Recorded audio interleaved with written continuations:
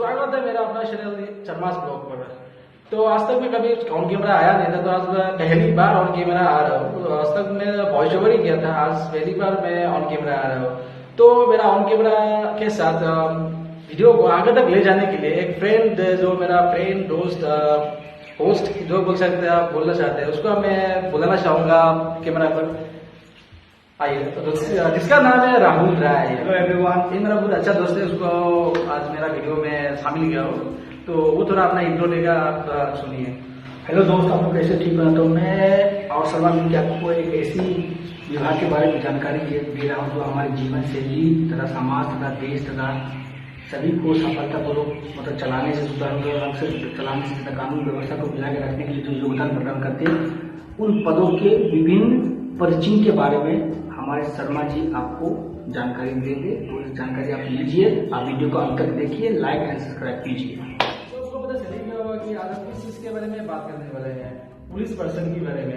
एक police person को देख के आप कैसे पता कर सकते हैं कौन सा रैंक की पुलिस कर्मी है, तो उसी के ऊपर आज हम वीडियो बनाए। तो आप वीडियो को लास्ट तक अंत तक अच्छे से देखिएगा। तो चलिए पहले हम जानते हैं गैजेटेड ऑफिसर्स की अधिकारी चिन्हों के बारे में। तो उसी में सबसे पहले आता है आपका डायरेक्टर जनरल ऑफ पुलिस। ये रहा आपका डीजीपी का अधिकारी चिन्ह। तो उसी के बाद आता है आपका additional director general of police. ये रहा आपका एडीजीपी का अधिकारी चिन्ह। डीजीपी और एडीजीपी का अधिकारी चिन्ह एक जैसा ही है। तो उसी के बाद आता है आपका इंस्पेक्टर जनरल ऑफ पुलिस। ये रहा आईजी का अधिकारी चिन्ह। तो उसी के बाद है आपका deputy inspector general of police. ये रहा डीआईजी का अधिकारी चिन्ह। तो चलिए बाकी आगे का जानते हैं। तो उसी के बाद आता है आपका सीनियर सुपरिटेंडेंट ऑफ पुलिस। ये रहा एसएसपी का अधिकारी चिन्ह। ठीक उसी के बाद आता है आपका सुपरिटेंडेंट ऑफ पुलिस। ये रहा एसपी का अधिकारी चिन्ह। एसपी के बाद आता है आपका एडिशनल सुपरिटेंडेंट ऑफ पुलिस। ये रहा एडिशनल एसपी का अधिकारी चिन्ह। ठीक उसी के बाद जो अधिकारी चिन्ह आता है वो हो गया आपका असिस्टेंट सुपरिटेंडेंट ऑफ पुलिस। जब आईपीएस के भीतर ट्रेनिंग पर रहता है तो उसे एएसपी कहा जाता है, और जब वो स्टेट पुलिस सर्विस पर डेप्यूटेड हो जाता है तो उसके बाद उसको डेप्यूटी सुपरिटेंडेंट ऑफ पुलिस कहा जाता है।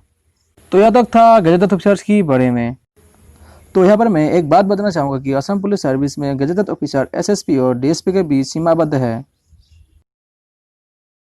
डीआईजी और उससे ऊपर होने के लिए अधिकारियों को प्रशिक्षण से गुजरना पड़ता है। प्रशिक्षण संपूर्ण होने के बाद आईपीएस शीर्षक से संबोधित किया जाता है।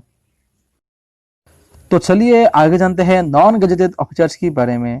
नॉन गैजेटेड ऑफिसर्स में सबसे पहले आता है इंस्पेक्टर। ये रहा इंस्पेक्टर का अधिकारी चिन्ह।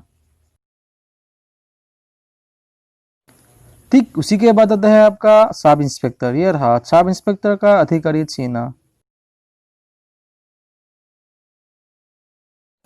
तो उसी के बाद आता है आपका असिस्टेंट सब इंस्पेक्टर एएसआई। ये रहा एएसआई की अधिकारी चिन्ह। तो उसी के बाद आता है आपका हवलदार, उसको हेड पुलिस कांस्टेबल भी कहा जाता है। तो ये रहा हेड पुलिस कांस्टेबल की अधिकारी चिन्ह। तो उसी के बाद जो अधिकारी चिन्ह आता है वो हो गया आपका नॉन कॉग्नाइजेबल का नायक का अधिकारी चिन्ह। ठीक उसी के बाद आता है आपका लेंस नायक। ये हो गया आपका लेंस नायक का अधिकारी चिन्ह। यहीं पर मैं और एक बात बताना चाहूंगा कि कांस्टेबल की पोशाक पर कोई पच्छिना देखी नहीं जाती। भारतीय राज्य पुलिस सेवा की भिन्न प्रकार की अधिनियम की वजह से अलग अलग जगह पर भिन्न प्रकार की प्रतिरूप रंग अलग अलग देखी जाती है। तो यह तक था आपका नॉन गैजेटेड ऑफिसर्स की अधिकारी चिन्हों के बारे में। तो दोस्तों, इसी बीच में आपको एक छोटी सी जानकारी देना चाहते हैं कि असम पुलिस के कर्मियों को दो भागों में बांटा गया है, जो कि एक हो गया आपका आर्म ब्रांच और एक हो गया आपका अनआर्म ब्रांच। आर्म ब्रांच में आते हैं बटालियन के कर्मचारी तथा अनआर्म्ड ब्रांच में आते हैं जिला के कर्मचारी। इस बात को बीच में हम इसलिए लाए क्योंकि रैंक दोनों को सेम ही होता है, लेकिन उनको अधिकारी को बुलाने का नाम अलग होता है। जैसे कि एसपी को कमांडेंट, एडिशनल एसपी को 2IC, एसआई को एबीएसआई कहा जाता है, और बाकी के अधिकारी को पहले जैसे बताया गया है वैसे ही जाना जाता है।